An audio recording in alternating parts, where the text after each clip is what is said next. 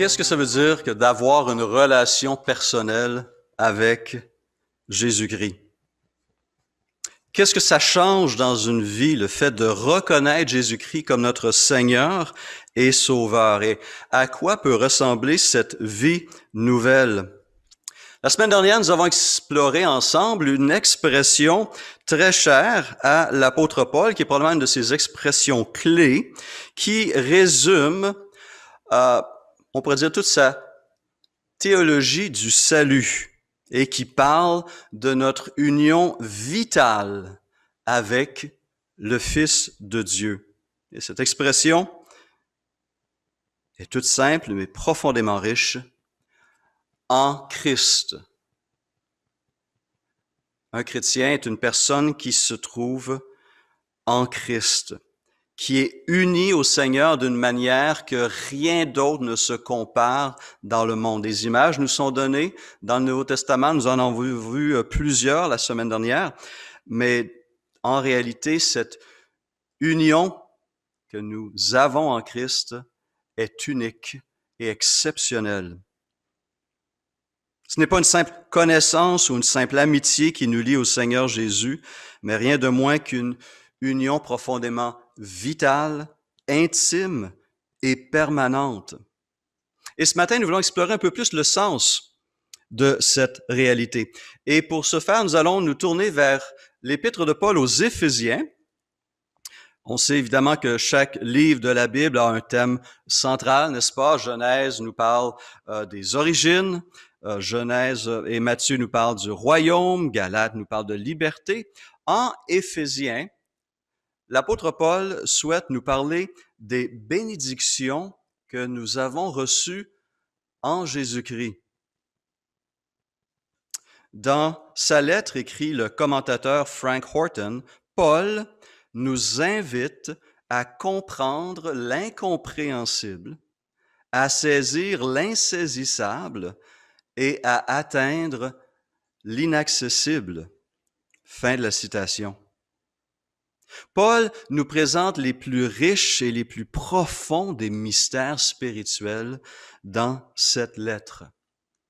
Alors, ce matin, nous allons commencer en lisant les 14 premiers versets de cette lettre incroyable qu'est l'épître de Paul aux Éphésiens. Éphésiens chapitre 1, verset 1er. De la part de Paul, apôtre de Jésus-Christ par la volonté de Dieu, aux saints qui sont à Éphèse et qui sont fidèles en Jésus-Christ, que la grâce et la paix vous soient données de la part de Dieu notre Père et du Seigneur Jésus-Christ. Béni soit le Dieu et Père de notre Seigneur Jésus-Christ, qui nous a bénis de toute bénédiction spirituelle dans les lieux célestes en Christ. En lui, Dieu nous a choisis avant la création du monde pour que nous soyons saints et sans défaut devant lui. Dans son amour, il nous a prédestinés à être ses enfants adoptifs par Jésus-Christ. C'est ce qu'il a voulu dans sa bienveillance pour que nous célébrions la gloire de sa grâce dont il nous a comblés dans le bien-aimé. En lui, à nouveau, par son sang, nous sommes rachetés, pardonnés de nos fautes, conformément à la richesse de sa grâce. Dieu nous l'a accordé avec abondance, en toute sagesse et intelligence. Il nous a fait connaître le mystère de sa volonté, conformément au projet bienveillant qu'il avait formé en Christ, pour le mettre à exécution lorsque le moment serait vraiment venu, à savoir de tout réunir sous l'autorité du Messie, aussi bien ce qui est dans le ciel que ce qui est sur la terre. En lui, à nouveau, nous avons été désignés comme héritiers, ayant été prédestinés suivant le plan de celui qui met tout en œuvre, conformément aux décisions de sa volonté, pour servir à célébrer sa gloire, nous qui avons, par avance, espéré dans le Messie. En lui, vous aussi, après avoir entendu la parole de la vérité, l'Évangile qui vous sauve, en lui, vous avez cru et vous avez été marqués de l'empreinte du Saint-Esprit qui avait été promis. Il est le gage de notre héritage, en attendant la libération de ceux que Dieu s'est acquis pour célébrer sa gloire. Quel texte remarquable, incroyable. Le texte qui va attirer notre attention par ailleurs ce matin est le tout premier, en fait le premier qui commence cette louange de l'apôtre Paul, le verset 3. « Béni soit le Dieu et Père de notre Seigneur Jésus-Christ, qui nous a bénis de toute bénédiction spirituelle dans les lieux célestes en Jésus-Christ. » Ce verset est finalement le verset clé de toute l'Épître. Elle sert d'introduction au verset 4 à 14 et forme avec le verset 3 la plus longue phrase de la Bible dans la langue d'origine, en grec. Il n'y a pas de point, en quelque sorte, du verset 3 au verset 14. Paul est entraîné par la réalisation de la grandeur, de la bénédiction de Dieu sur ses enfants, et il ajoute et développe ce que ces bénédictions représentent. Déjà dans le verset 3, nous retrouvons les trois personnes de la Trinité, mais ces trois personnes sont présentées à travers leur rôle dans le salut de l'humanité, dans les versets 4 à 14. Un commentateur qui a commenté, étudié ces versets nous dit que dans ces versets 3 à 14, Paul a écrit ces lignes dans rien de moins qu'un état d'extase contrôlé pour décrire certainement les émotions qui le soutenaient alors qu'il écrivait ces mots. Nous devons donc approcher ces paroles avec grande humilité et avec grande anticipation. C'est comme disait l'Éternel à Moïse, une terre sainte ici. On doit enlever nos souliers. On doit se laisser toucher, émerveiller et renouveler par cette parole puissante et vivante. Paul va y traiter des plus grandes vérités qui concernent l'œuvre de Dieu en notre faveur et il nous ouvre en quelque sorte le cœur même de Dieu et nous révèle ce qui est dans le fond de son cœur et ce que Dieu cherche à accomplir depuis l'éternité passée jusqu'à l'éternité à venir, rien de moins. Alors, que signifie être chrétien? Comment le Dieu trinitaire agit-il pour faire de nous ce que nous sommes aujourd'hui, ce que nous deviendrons demain? Qu'est-ce que le fait d'être en Christ peut bien signifier? Eh bien, Paul va commencer au verset 3 en soulignant que ce Dieu béni fait quelque chose de merveilleux. Il bénit à son tour. Béni soit le Dieu et Père de notre Seigneur Jésus-Christ qui nous a bénis. Et il nous a richement bénis. Le Dieu béni désire bénir. Comment le fait-il? En nous bénissant, ajoute Paul, de toute bénédiction spirituelle dans les lieux célestes en Christ. Regardons un petit peu ce bout de verset.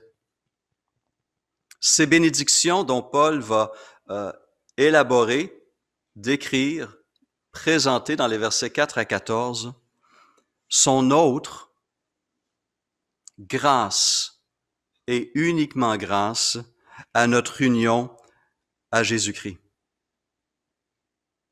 Vous avez remarqué que quoique les deux mots-clés en Christ arrivent à la fin du verset 3, leur importance est centrale.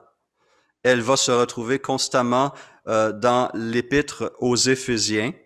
En fait, ce mot en Christ, dans les 14 premiers versets, va se retrouver 11 fois en Christ, en Jésus-Christ, en lui, par lui. 14 versets, 11 répétitions.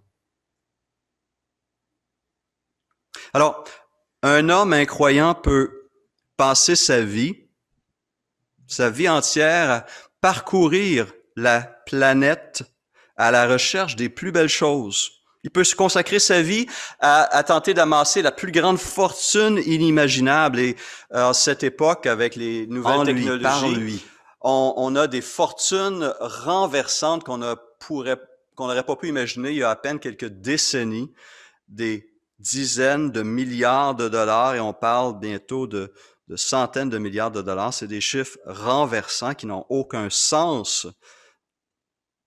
Mais ces hommes amassent des fortunes gigantesques et aiment s'entourer de beauté, des œuvres d'art, des actifs de toutes sortes. Ils cherchent à réaliser de grandes choses, à inventer de grandes inventions. Et à la vue des hommes, ces personnes sont profondément riches, matériellement parlant. Mais le texte de Paul ici et la parole nous fait réaliser que le chrétien le plus pauvre matériellement est dans les faits réellement infiniment plus riche que tous ces hommes et infiniment plus riche que toutes ces fortunes même réunies. Car toutes les possessions et toutes les réalisations humaines vont passer, vont un jour retourner à la poussière. Mais déjà bien avant cela, ces choses que nous avons recherchées avec tant d'ardeur, ces choses que nous avons tant désirées avec passion, si vous êtes comme moi, une fois qu'on les possède, on part à la quête d'autre chose. Aucun bien matériel peut réellement, profondément, durablement satisfaire ces désirs, ces soifs qui se trouvent dans notre cœur. Aucune de ces choses ne peuvent réellement combler ce vide qui nous pousse toujours dans toutes les directions. C'est un peu comme la faim. On a beau nous servir le plus beau des repas, le plus savoureux des mets, quelques heures plus tard, j'ai faim. Spirituellement parlant, nous avons des besoins, des soifs et des appétits qu'aucun bien matériel ne peut combler. Mais ce n'est pas ainsi avec Christ. Christ remplit. Christ satisfait. Christ nous comble réellement. Rappelons-nous cet échange entre Jésus et la femme samaritaine en Jean 4. Après avoir demandé à cette femme de lui donner de l'eau, et elle répond un peu surprise qu'un homme juif demande à une femme samaritaine de l'eau, il lui dit ceci: si tu connaissais, donc c'est Jésus qui parle à la Samaritaine, si tu connaissais le don de Dieu et qui est celui qui te dit « donne-moi à boire », tu lui aurais toi-même demandé à boire et il t'aurait donné de l'eau vive. Seigneur, lui dit la femme, tu n'as rien pour puiser et le puits est profond. D'où aurais-tu donc cette eau vive? Et es-tu plus grand que notre père Jacob qui nous a donné ce puits et qui en a bu lui-même, ainsi que ses fils et ses troupeaux? Jésus lui répondit, quiconque boit de cette eau aura encore soif, mais celui qui boira de l'eau que je lui donnerai n'aura jamais soif. Et l'eau que je lui donnerai deviendra en lui une source d'eau qui jaillira jusque dans la vie éternelle. Une boisson unique qui satisfait réellement. Quelque temps plus tard, après le miracle de la multiplication des pains en Jean 6, Jésus dira de nouveau à la foule, il dit, Moïse ne vous a pas donné le pain du ciel, mais mon Père vous donne le vrai pain du ciel, du ciel. Car le pain de Dieu, c'est celui qui descend du ciel et qui donne la vie au monde. Et lui dire, Seigneur, donne-nous toujours ce pain. Jésus leur dit, « Je suis ce pain de vie. Celui qui vient à moi n'aura jamais faim, et celui qui croit en moi n'aura jamais soif. » Une seule vérité, une seule réalité m'ouvre la porte aux plus grandes et aux plus durables des bénédictions. Une seule personne, aucune chose, une personne peut assouvir pleinement cette faim, cette soif que nous ressentons tous.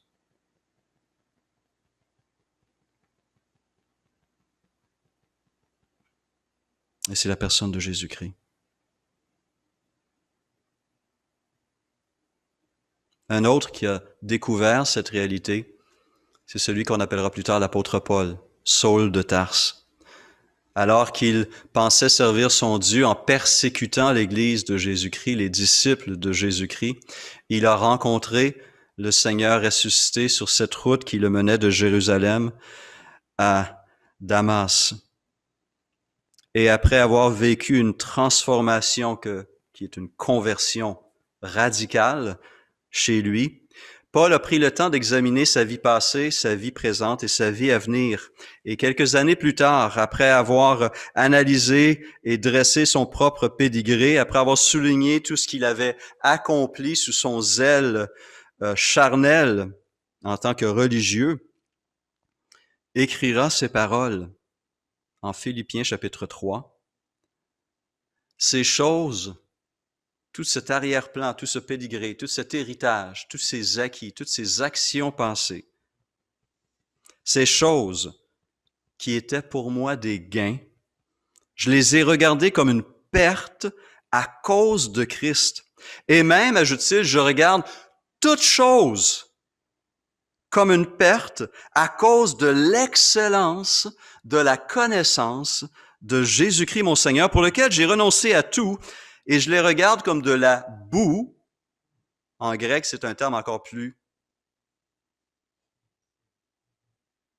négatif. Je les regarde comme de la boue afin de gagner Christ. Cette union avec Christ fait de nous des enfants du Roi des rois et du Seigneur des seigneurs. Et par cette nouvelle naissance dans la famille de Dieu, nous naissons riches, profondément riches. Paul veut faire de cette vérité un sujet de prière afin que nous puissions la comprendre et s'y plonger encore davantage et la laisser nous remplir d'émerveillement. Il dira dans cette même épître, même chapitre, au verset 18, Éphésiens 1, 18, ici, il prie que Dieu illumine les yeux de notre cœur pour que nous sachions quelle est l'espérance qui s'attache à son appel et quelle est la richesse de son glorieux héritage au milieu de ses saints. En 2.4, Éphésiens 2.4, Paul va souligner la richesse de sa miséricorde, la richesse de sa compassion. Au chapitre 3, verset 8, il va, tout en se présentant lui-même comme le plus petit des saints, il dit « J'ai reçu la grâce d'annoncer parmi les non-juifs les richesses infinies de Christ. » Une autre version parle des richesses incompréhensibles ou encore des richesses insondables de Christ. Ces richesses que nous possédons en Jésus-Christ, qui sont nôtres dès aujourd'hui. Notre Père céleste n'est pas pauvre. Il est profondément riche et il nous en partage ces richesses. Et ces bénédictions qui sont nôtres en Christ sont supérieures à toutes les autres bénédictions que nous puissions désirer parce qu'elles sont spirituelles. Béni soit le Père, le Dieu et le Père de notre Seigneur Jésus-Christ qui nous a bénis de toute bénédiction spirituelles. Elles sont spirituelles pour plusieurs raisons. Entre autres, premièrement, parce qu'elles nous sont données par le Saint-Esprit. La paraphrase Parole vivante traduit ainsi le verset 3. « Loué soit Dieu, le Père de notre Seigneur Jésus-Christ, qui nous a comblés par l'Esprit de toute la plénitude des dons célestes. » Et lorsqu'on poursuit notre lecture des versets 4 à 14, on voit la place et le rôle de l'Esprit de Christ qui vient nous offrir et appliquer dans notre vie les bienfaits de ce salut et qui nous transforme spirituellement parlant. C'est lui qui nous fait bénéficier de tout ce que Jésus a fait pour nous. Et pour comprendre le potentiel qui est en nous déjà maintenant, il ne suffit qu'à regarder à la vie de Jésus.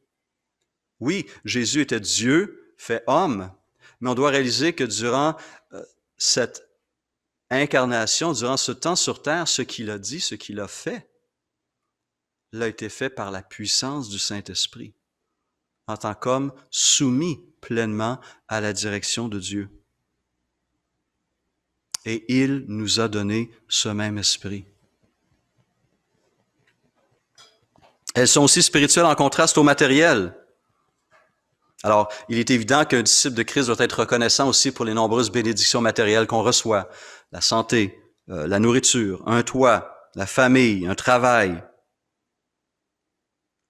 Mais nous ne devons pas perdre de vue que ces bénédictions, aussi belles soient-elles, aussi bonnes soient-elles, n'arrivent pas à la cheville des bénédictions spirituelles qui sont nôtres déjà maintenant en Jésus-Christ. Et on doit se rappeler, comme je l'ai mentionné tantôt, que ces bénédictions matérielles, aussi bénissantes soient-elles, sont passagères.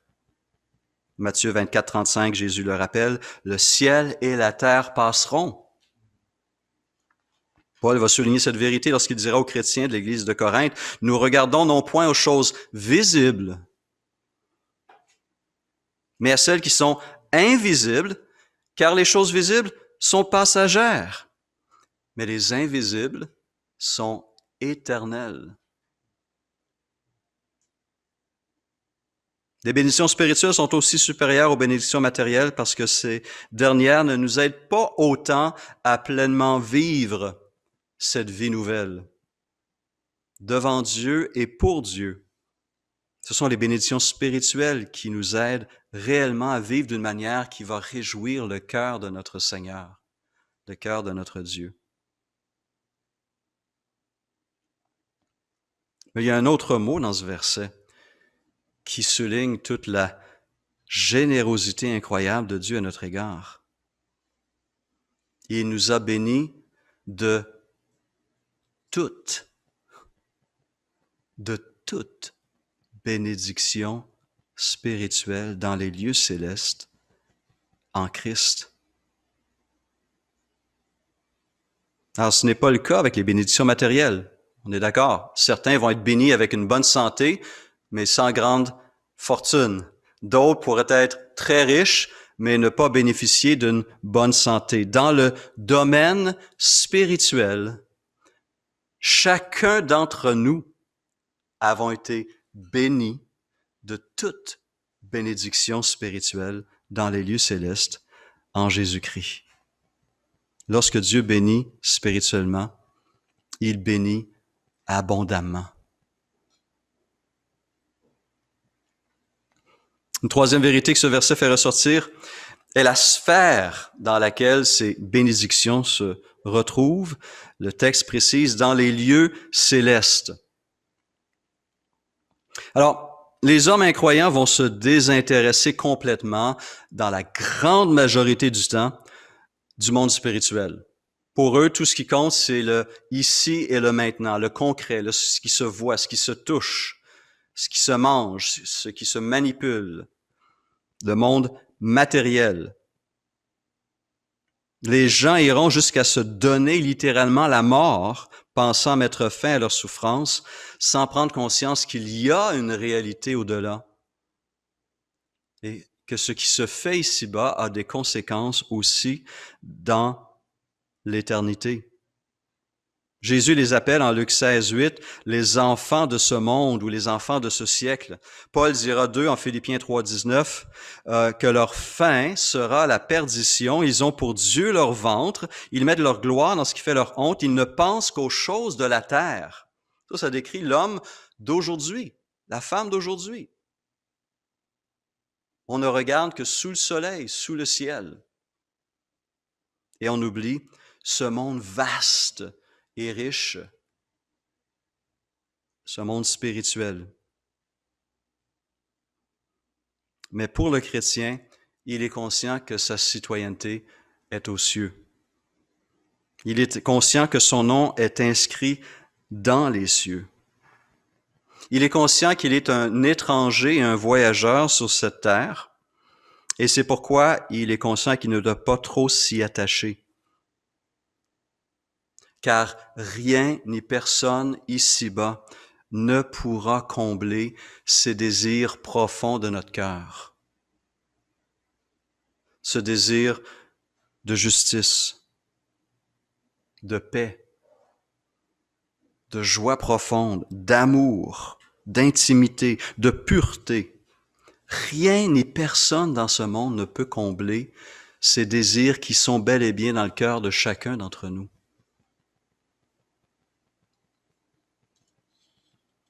En nous régénérant, en se retrouvant en Christ, nous avons l'assurance que toutes ces aspirations profondes seront comblées. Finalement, j'ai été frappé dans les recherches sur ce texte-là de voir comment ces paroles de Paul en Éphésiens 1, 3 à 14 trouvent un écho incroyablement similaire chez Pierre dans sa toute première épître au chapitre 1er.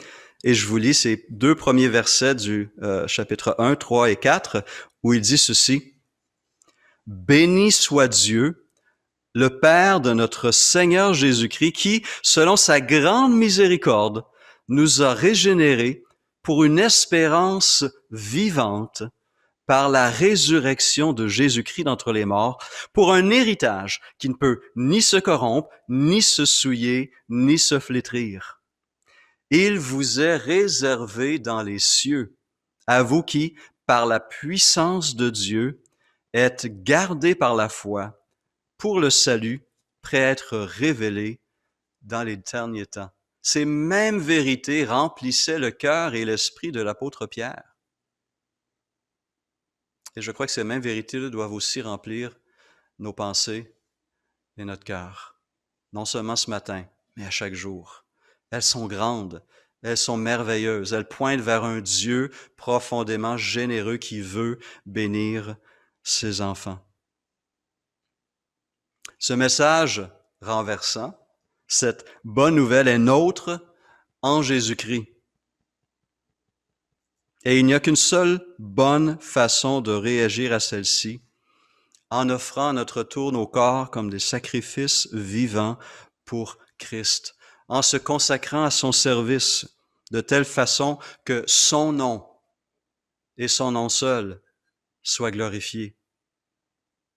Et à s'identifier à lui et ainsi lui apporter tout l'honneur et la gloire qu'il mérite. Ce matin, notre sœur Odile Longang désire faire cela, désire s'identifier publiquement à celui qui est son Seigneur et son Sauveur personnel, désire reconnaître et témoigner publiquement des nombreuses bontés, bénédictions qu'il lui a accordées et qu'elle sait qu'il garde aussi en réserve pour l'avenir pour elle. Et c'est pourquoi nous voulons maintenant lui donner l'occasion de nous partager son parcours spirituel et ainsi honorer le Seigneur et ensuite se préparer pour passer par les eaux du baptême. Alors, Sœur Odile.